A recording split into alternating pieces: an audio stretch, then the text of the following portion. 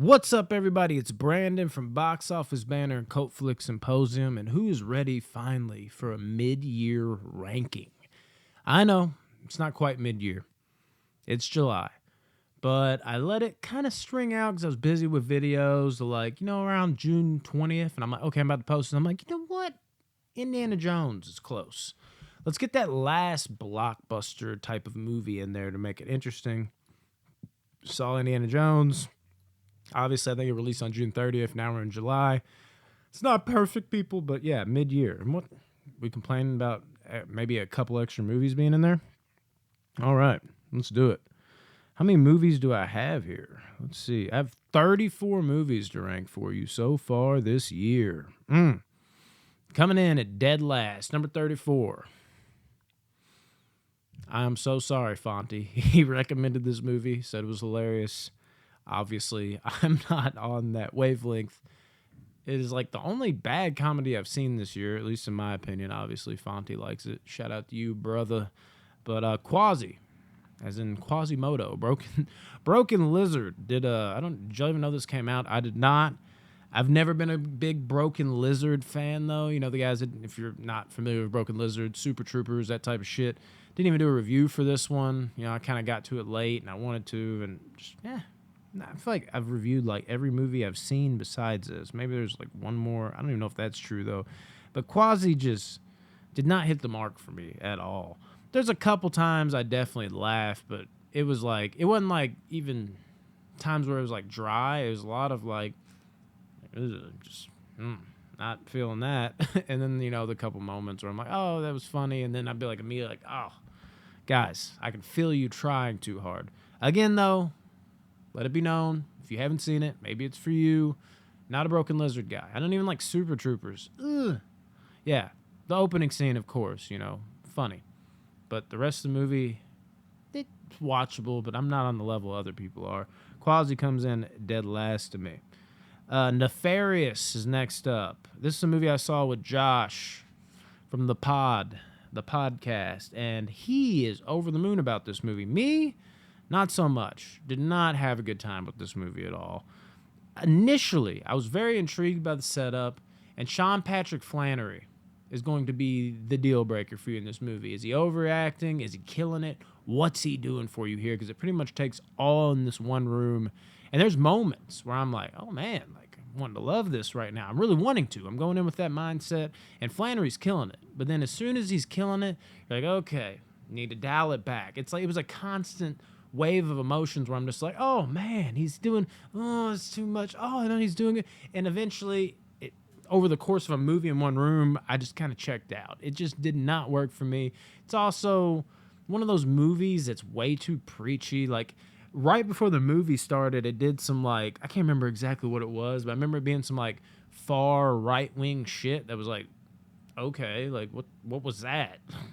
Is that? I thought it was supposed to be a joke. I'm like, oh, is this a joke? No, that's legit. Like, they in the theater, they put some far right-wing shit after the trailers. I guess the directors had them do that, or the director.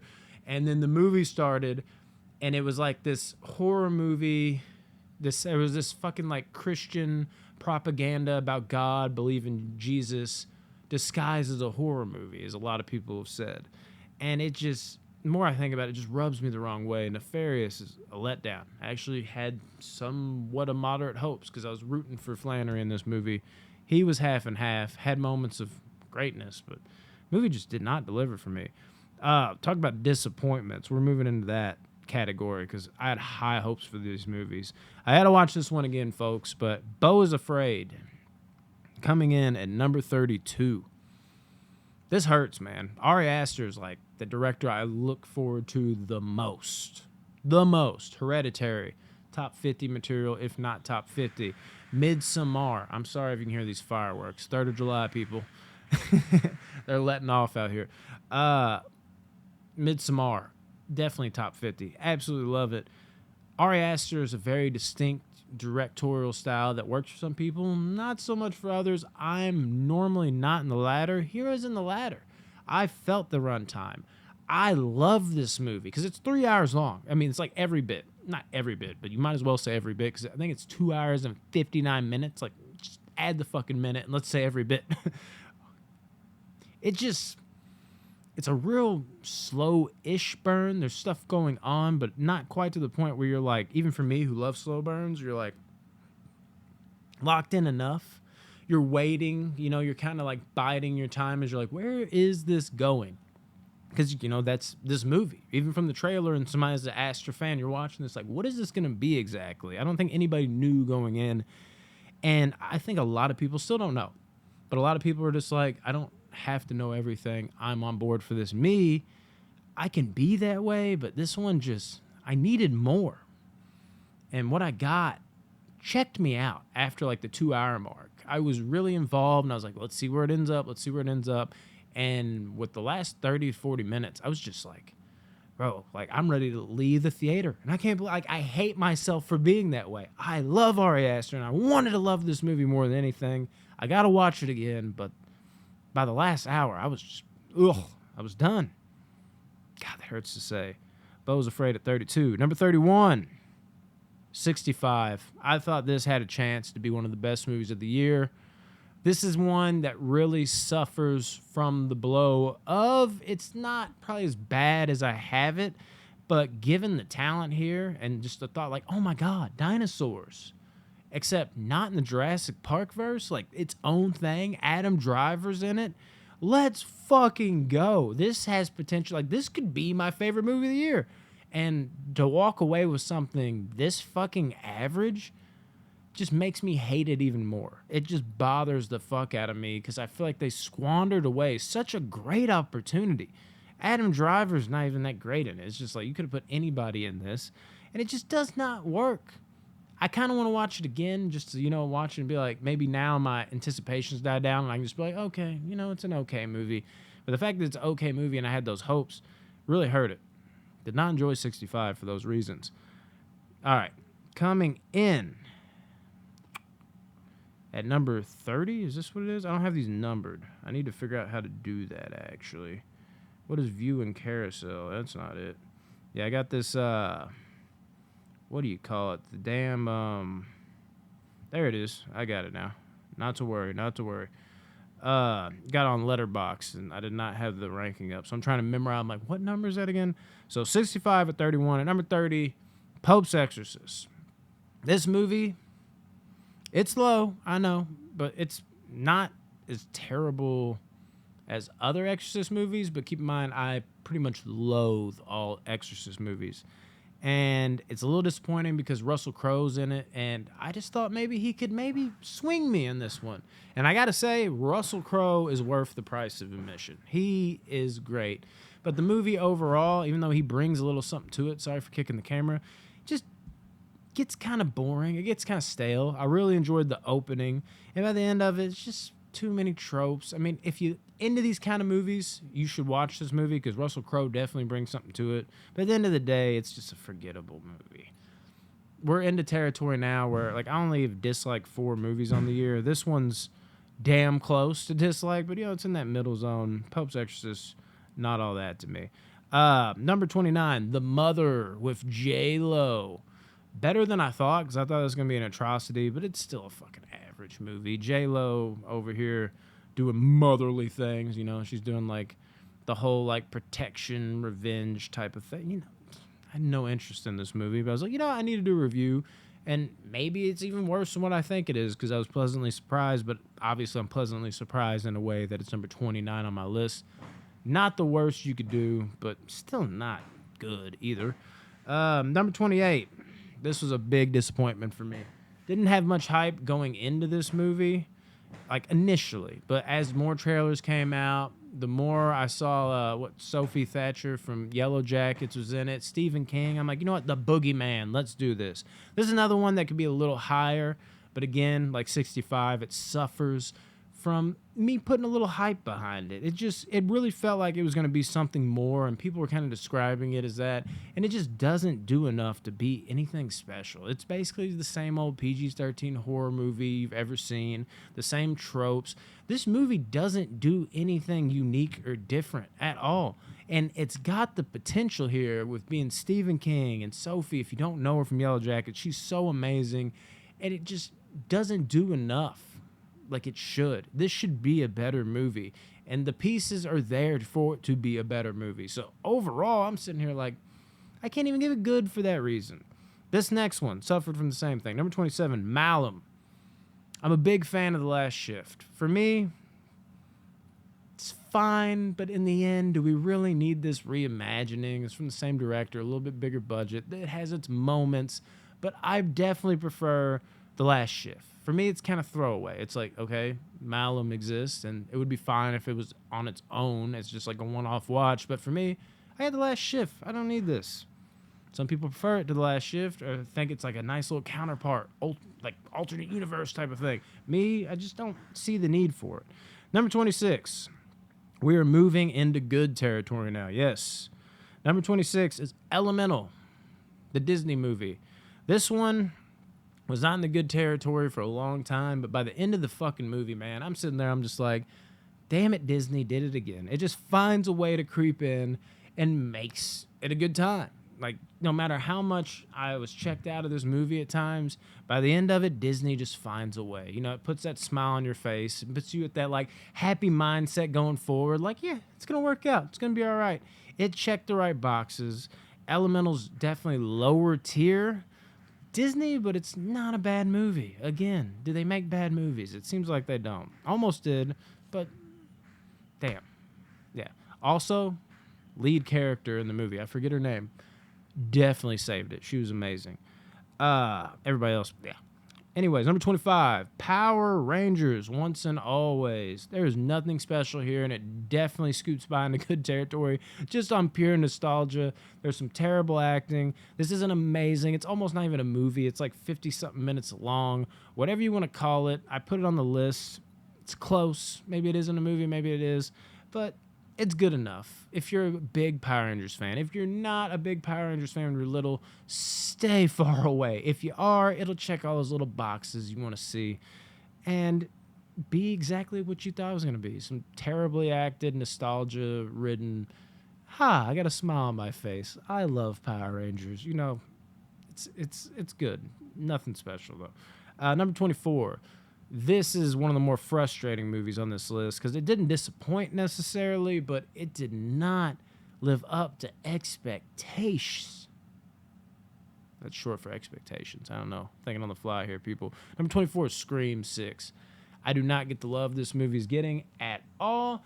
It's definitely got some huge high points, but it's also got some huge low points that are just pissing me off beyond belief. It is frustrating as hell.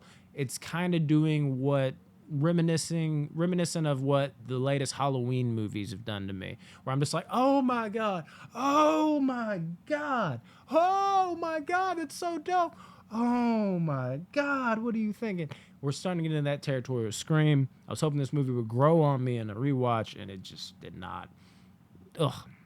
There's moments that are but there is moments that are like, yeah. It's good, but it's very plagued with issues for me. Number 23, this is probably an element of, I don't know, just not expecting anything at all. White Men Can't Jump. I did not hate this movie. Like I said on my review, there's almost like a Disney Channel-ish vibe to it, even though it's like very foul-mouthed and cursy, if you will. But it's not as bad as I thought it was going to be. And I think that's what like ekes it by. But overall, it's nothing special. I mean, you can watch the original and skip this one. Not as bad as people say, though, I don't think, by any means. Worth just a one-off, rainy day, dumb fun watch. Number 22, and it hurts to have it this low, the one I just reviewed, Indiana Jones and the Dial of Destiny. Good, but ultimately frustrating because you're just like, what the fuck? I can't even necessarily pinpoint what's wrong with this movie. It just does not hit. It doesn't hit, and I want it to hit. It's the last movie in the franchise. It's just not good enough. It just isn't. Is it good, though? Yeah. I mean, I just talked about this movie. I don't need to go too deep into it. Not trying to go too deep into any of these, but, you know, just a little synopsis.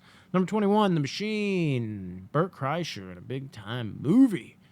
This actually did pretty good on my channel. Thank you for everybody that checked that out.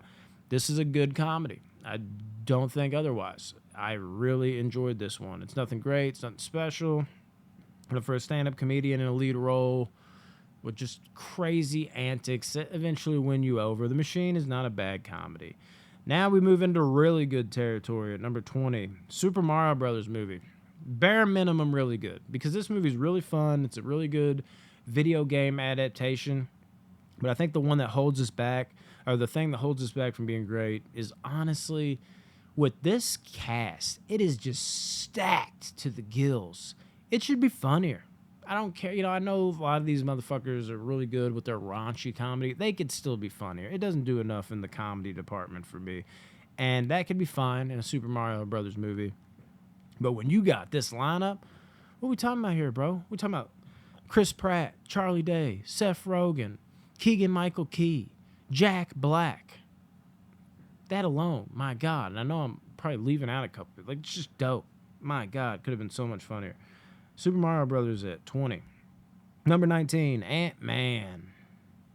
Quantumania. And the Wasp Quantumania, right? In the title. I'm not a big fan of the Ant-Man movies at all. Obviously, this one wasn't received entirely well. I'm a huge Jonathan Majors fan. Despite what's going on, if it's even going on, what a weird situation that is. He's really good as Kang. Maybe could have been a little bit better, but, he's really good, and I'm looking forward to see if he even does any more with the character. But if he does, what he does more with the character. And this is honestly my favorite Ant-Man movie. Again, not a huge Ant-Man fan, so it's nothing special. It's not top-tier MCU, but it's also probably not as bad as people are letting on. Solid little flick, what you expect from Marvel. Number 19, Quantumania. Number 18, The New Little Mermaid. I had a really fun time with this one. I'd watch this again with my kids any day. Don't get all the backlash with, all the stupid racy stuff people want to say, like, oh my God, Ariel's black and all this other weird shit. Nothing felt forced in that category in this movie. This was just a solid adaptation. Nothing more, nothing less. Definitely worth taking your kids to see. Number 17, Renfield. I had a lot of fun with this movie. Like I said in my review, it's one of those movies, though, it's not going to be anything like all-time classic because of what it is, but it's a fun, turn your brain off horror movie where you get to see Nicolas Cage, do a little Nick Cajun. Very good. Number 16, same vein, Cocaine Bear. This was actually higher for me on first watch, but on second watch, I was like, okay. Once the cat's out of the bag, it's a fun little horror movie that has funny moments, but in the end, it's not really one of those movies you want to rewatch over and over again. So I think that shrunk it down a little bit on my score, but it's still a fun one-off to two-off watch movie that you can have a blast with in the right mindset, maybe getting drunk with your friends, that type of deal. 15, About My Father. I actually really, really, really, really enjoyed this comedy. I thought it was really good. I love Robert De Niro, but he's had his fair share of duds in his later years. Like fucking My Dirty Grandpa. What is it called? Dirty Grandpa with Zac Efron. Wasn't a big fan of that one. This one's got all that crazy raunchiness in it, but it's got some heart in it too. It's solid. I really like what Sebastian did in the role. It's just a feel-good comedy, and I don't understand the hate that this one's getting. Really enjoyed it. Number 14, kind of on the edge of comedy as well. The Blackening. I really like The Blackening. It was fucking solid. Like, it's really fucking funny at times to go with the horror. I think the horror aspects, it could have went a little darker and deeper in. That kind of bothered me. Or it could have been way higher on this list. I wanted them to take it there more than they did. But still, you're sitting there watching this movie laughing, like looking at the horror tropes, cracking up, just buying into it seamlessly. And you're having a great time. This is a really good horror comedy. Blackening's a ton of fun. Speaking of another comedy, No Hard Feelings at 13. This is just, it's throwback, man. It's got a little of that 5, 6, 7 years ago spice to it where comedies were just coming out all the time and you're just having a fucking blast with them. That's what this one is. Tons of laughs, tons of heart. Not tons of heart, but enough heart. And it's just a great time. And Jennifer Lawrence and I don't know new kid on the block's name, but it's a good tandem. I really enjoy it. Number 12, Infinity Pool. This is the first movie I saw in the year. It's one of those that's tough, man, because like you really enjoy it, and if you get what's being put down, these movies, as I said in the review way back when, are more about the underneath message than the actual message. And once you catch on to that, it's really enjoyable. If you don't, it's probably hit or miss. Even with all that, still nothing overly special or what I wanted it to be, but it's still a damn solid movie. And Mia Goth, eat your fucking heart out, dude. How great is she? Scarred continues to impress. Number 12 for me. Number 11, we're looking at Extraction 2. Just came out recently. This has got some amazing action sequences. One of the better action movies, I guess could be soon to be franchises rolling right now. Don't get in heavy into a lot of the newer action movies that are just kind of flat out action, other than like the franchises we all know and love that are kind of carrying on. But this is a good fucking time. You do a lot worse in the action genre. Let's jump into top 10. Will these hold the rest of the year? Highly doubtful. Number 10, Spider-Man Across the Spider-Verse. First one, I was a little let down by it because people talked this movie up like it was the best thing ever. I'm not a big cartoon guy, though. I just don't have it in me for whatever reason. I'm not like that prude adult, like, I'm too old for cartoons. It just never was my thing, even when I was younger. But this one, I don't know what it was. Maybe it was seeing it in the theater, whereas I didn't see the first one in the theater, but it was big in scale, and it was just an amazing time.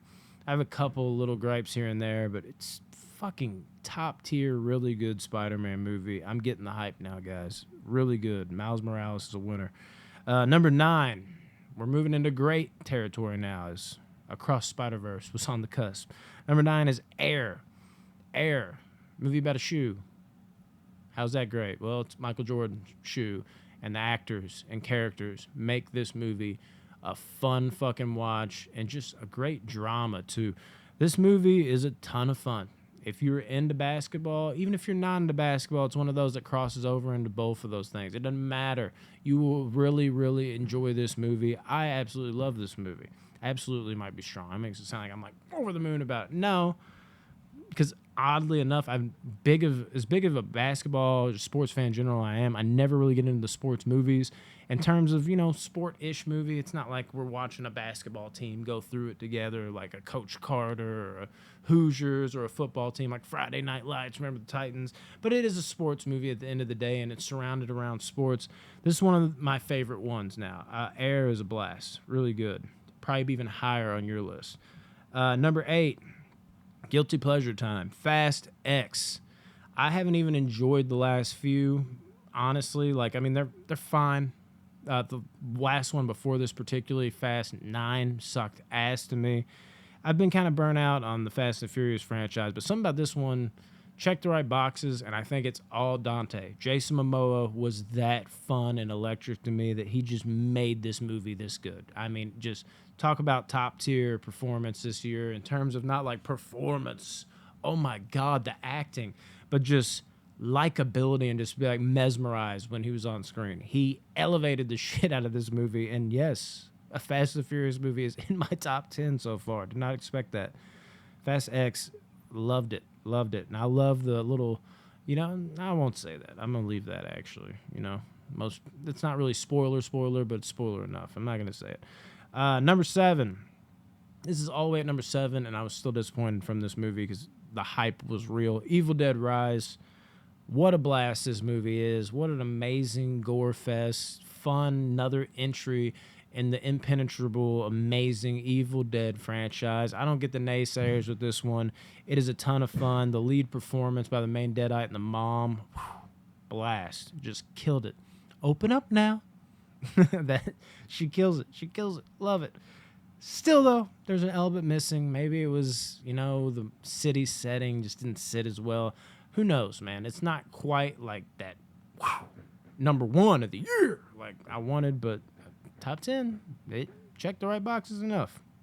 Number 6, I wanted this to be even higher because this is my favorite fucking franchise ever, right? Creed 3, the Rocky franchise. But I will say this, it's better than what I thought it was going to be. Because after Creed 2, not the biggest fan of that one. Still enjoy it, but my least favorite of the franchise. I was expecting Creed 3 to take maybe even a bigger dip because I'm like, they kind of busted a load too soon. Like, you make this one Creed 2 on paper, and you make the Drago fight the finale of the franchise type of deal, if this is even the finale. There's just more at stake there. It feels weird going to that, oh my God, the Mecca. Can't be any better than that to bring yourself back down. But I feel like they did the right choice, bring somebody in from the past, the way they presented it. They checked all the right boxes, and Michael B. Jordan, pretty damn good job directing this one, better than I expected. And Jonathan Majors, mesmerizing, man. Really hoping he did not pull off those heinous acts because, dude, has got a career ahead of him, obviously. That's number 6. Moving into top 5. Know how to get my Florence Pugh on here, right? This one didn't get received as well as I thought it would, but A Good Person is a phenomenal drama, emotionally led, and Morgan Freeman and Florence Pugh just what a tandem. They're amazing in this movie together, unlikely so. You can never really picture them together, and then when you see it played out on screen, it's just amazing. And Florence Pugh is the most likable person in Hollywood to me. That's simple. Had a great time with it. Number 4, Guardians of the Galaxy. And 4 and 3, interchangeable as shit. But Guardians of the Galaxy, Volume 3, it did exactly what it was supposed to do. You know, I was just talking about Indiana Jones was not the proper send-off. This is the proper send-off. This movie, maybe the best of the lot. Maybe the best of the trilogy. It was so much fun, packed with emotion. The way it ended was such a just smile on your face. Like, wow, like this is it. The characters are leaving us. Like it was just such a pleasant time at the theater. If you've not seen Guardians yet, maybe you're like scared for some weird reason because a lot of people didn't like 2, which I love 2, by the way. This one, everybody that had a problem with 2, even though I love 2, I think they will love this one if you haven't watched it yet. Guardians of the Galaxy 3. Can't wait to own it. Such a good fucking Marvel movie. At number 3, the one that like I thought about even further and was like, damn, I do love this movie that much. This one's got everybody split, it seems like, and it's not getting enough fans. The Flash blew me away, dude. This is such a fucking good superhero movie to me. Ezra Miller, again, we were just talking about Jonathan Majors. God damn, all these motherfuckers that are really talented just ruining their careers, potentially ruin their careers. Ezra's a little more concrete, right? But as fucked up as he might be in real life, I mean, I loved him as Barry in this movie. Michael Keaton just ate that shit up with him as Batman. Supergirl was so fucking dope in this movie. Everything about this movie checked all the boxes in terms of superhero movies. It's really fucking funny, too. Great set pieces, great action scenes. The Flash is a blast, dude. Absolutely love this movie. And from Guardians of the Galaxy onward, the top 4, these are all 9+ movies for me. The Covenant at number 2. Just watched it again for a second time. I was watching with my wife. She's on the edge of her seat, like, tell me what happens. I don't want this person to die. All this other shit. The movie's gripping like that. And a big reason is the soundtrack. This is easily one of my favorite, if not my favorite, Guy Ritchie film. And he's got some bangers. But for him, man, I don't know what it is. A lot of his movies, he's always good, but I'm not like losing my mind about his movies. But he's such a good director because he never disappoints for me. But this is like the first time, or one of the first times, where I'm just like, God damn, like, God, Ritchie, holy shit. He just nails this movie. The emotion, the covenant, the pact, everything that happens within this movie. Debatably my number 1 of the year, but number 1's got a little more to it because it's got that, already got that like predisposed feeling for the characters, or character mainly. Covenant should have done one more thing, and it would have been my number 1. Not going to say what that is. These are all new movies, obviously. But still, watch the fucking Covenant. If you're sleeping on that movie, you are fucking up. Number 1's John Wick 4. John Wick 4, whoo, yeah, they extended the runtime by a lot. Unlike, again, it sounds like I'm on Indiana Jones, but it fits. This could be the conclusion to John Wick. We don't know if they're coming out with another one. Indiana Jones was the conclusion, and it's long as shit. As a conclusion, that's fine, but you feel the runtime. When you watch John Wick 4, it's long as shit, and you're ready to throw it on again. There's a difference. There's levels to this shit. John Wick 4, they up the action like they always do. It is just phenomenal. It is so fucking fun. It is so action-packed. It's so new and inventive like it always is with each roast. Stahelski, he gets the action. He just does. And Keanu is up for everything. He just is. Then you add in Atkins, who I love. You add in Donnie Yen, and they all get their chance to shine. And then the perfect ending. Maybe not for some, but for me, perfect ending. It's just, you know, it's got those like little moments in time where it's just like that punchline type kill or like punchline type moments, whether it be the nunchucks you see in the trailer. That just, you know, it's not just action scenes you're like wowed by. It's action scenes you'll remember for years to come. It's so fucking good. And the dragon breath gun, if you don't know what the fuck that's about yet, wait. And it won't be as good to you because you fucked up already. You had to see this in IMAX because the sound on this gun while people were just getting blown away. So amazing. Won't say much more than that. Wow.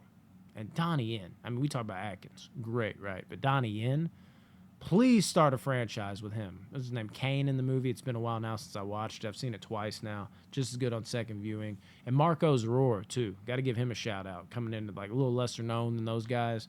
Marco's a fucking beast, dude. So just, wow. It's throwback, bro. It's definitely throwback. And it's definitely great. And I respect Chad for making these movies. So this is the last one because, you know, he really brought back that old school vibe. And no coincidence, bigger than life character, that is what's up right now. Not this new action shit just doesn't work. Like Extraction on my list with number 11. They kind of go with that vibe too. Sam Hargrave, he's at that old school mindset. You know, I'm hoping more movies like this are getting made. John Wick just set a bar, and it's set. It did, and I'm happy it did. And number 1 on the year. Will it get dethroned? Will it get dethroned? The Covenant about did it. It really did. There was one more piece of the puzzle that would have put Covenant over the top, but make no mistake about it. Watch all these fucking movies. Just kidding. I have it labeled when they're good and when they're not. I love you guys. I am about to be out of here. I guess my camera is a little crooked this whole time. That's cool. Nothing wrong with that. Anyways, that is the mid-year ranking. Whew.